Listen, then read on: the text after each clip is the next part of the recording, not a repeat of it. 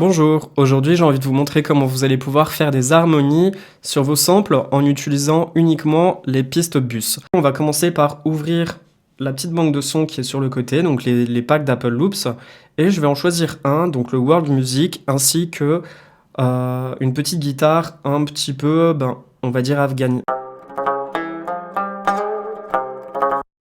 Ok, donc j'en ajoute une.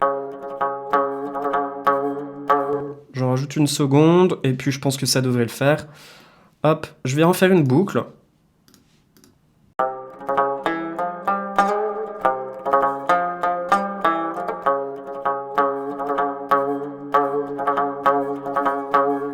Une fois qu'on a importé nos deux régions, eh bien on va venir sélectionner la piste.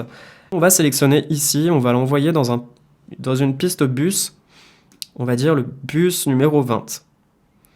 Ainsi que en dessous, on va resélectionner un nouveau bus et on va choisir le bus numéro 21. Donc on va venir sélectionner le tout premier et on va ajouter ici en effet audio le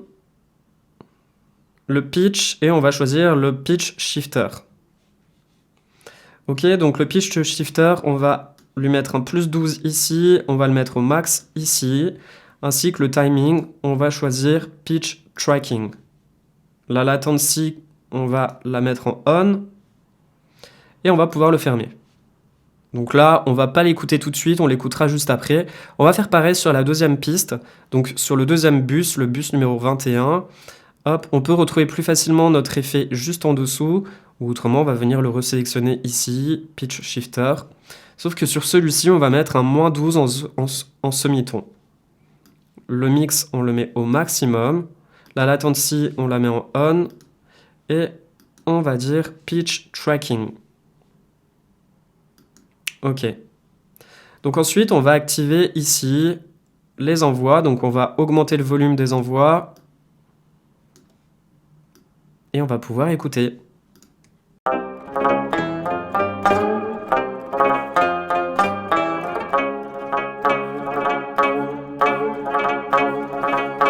Pour s'y repérer un petit peu plus facilement, on va ouvrir cette fenêtre de mixeur et l'auxiliaire numéro 1, on va écrire plus 12. Plus 1 octave plutôt. Plus 1 octave. Et le second, moins 1 octave.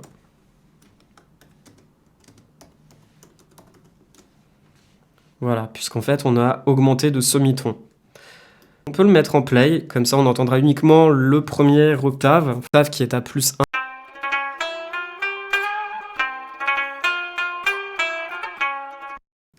Et juste à côté, on va pouvoir écouter l'octave moins 1.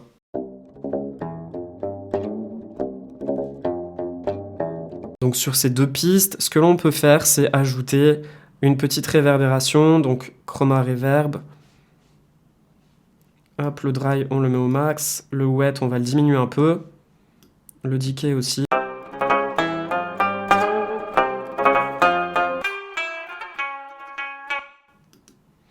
Et sur le second, on va faire exactement pareil, donc la chroma reverb. Et j'aimerais bien que ce soit une bonne reverb bien longue.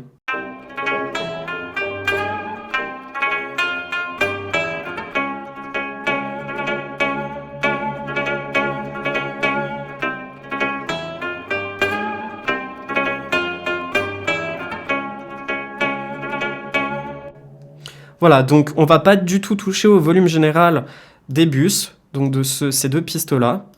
On va plutôt toucher au volume, si on souhaite les régler, on va plutôt jouer sur les volumes qui sont ici. Donc sur notre piste principale, on va modifier les volumes.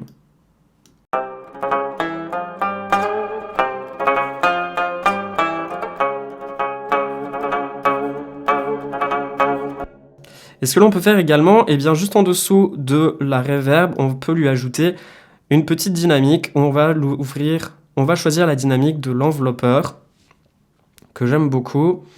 Hop.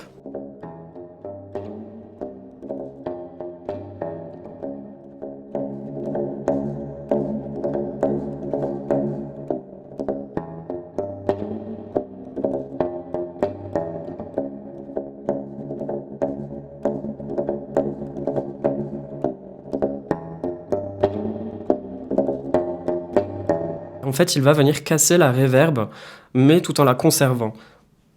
C'est-à-dire que si je mets l'enveloppeur juste au-dessus de la reverb,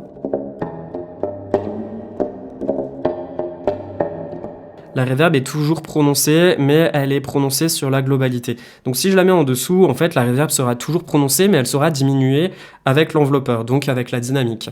Et on peut refaire exactement pareil sur l'octave plus 1. Donc l'enveloppeur.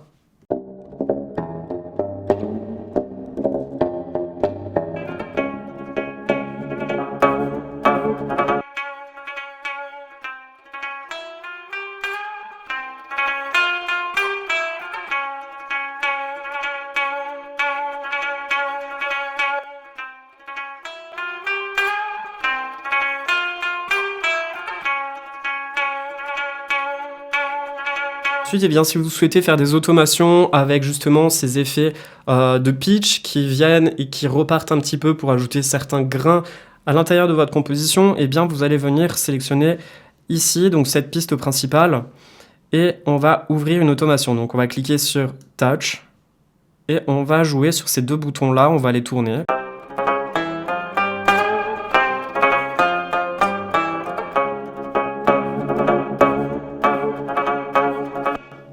Voilà. Ensuite, on met Read. On n'oublie surtout pas de le mettre en Read. Et juste en dessous, eh bien, on peut ouvrir cette automation. Donc, on clique sur ce bouton qui va afficher l'automation. Et juste en dessous, eh bien, on se retrouve avec les deux pistes et les boutons qu'on a tournés. Alors, on va dire qu'on le tourne à 0 ici. Et qu'on l'augmente progressivement.